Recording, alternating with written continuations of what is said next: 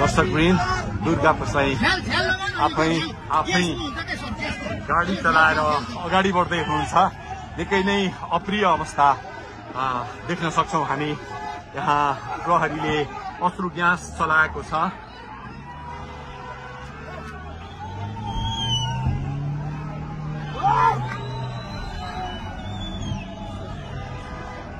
यो तीनकुनेको सडक हो, तीनकुने क्षेत्र हो।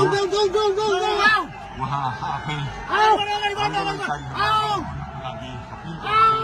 आफै गाडी चलाउँदै अगाडि बढिराख्नु भएको छ। हामी दुर्गा प्रसादसँगै अगाडि बढिरहेका छौं। यहाँ निकै ठूलो मात्रामा युवाहरूको उपस्थिति देख्न सकिन्छ। ठूलो मात्रामा युवाहरूको उपस्थिति, प्रहरीको बार तोडेर दुर्गा प्रसाई आफै अगाडि बढ्दै हुनुहुन्छ। प्रहरीलाई गाडीले पेलेर दुर्गा प्रसाई अगाडि बढ्दै हुनुहुन्छ। अगाडि बढ्दैछौँ।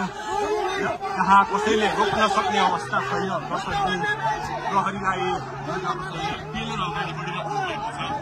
प्रहरी गाडीको चाबी खोज्न लागिपरेको छ। दुर्गा प्रसाईले प्रहरीको एक लेयर तोडिसक्नु भएको छ र अब अगाडि सशस्त्र प्रहरीको टोली रहेको छ। उहाँ अगाडि बढिराख्नु भएको छ। यो गाडीमाथि प्रहरीले अन्धाधुन्दा लाठीचार्ज गरिरहेको छ। तपाईँ देख्न सक्नुहुन्छ दुर्गा प्रसाईको गाडीलाई प्रहरीले रोकिराखेको अवस्था। उहाँले यो प्रहरीका सम्पूर्ण सुरक्षा घेरा तोडेर दुर्गा प्रसाई अगाडि बढ्नु भएको छ र यति बेला तीनकुनेको यो पुलबाट अगाडि बढिसकेको छ। यो दृश्य अगाडिपट्टि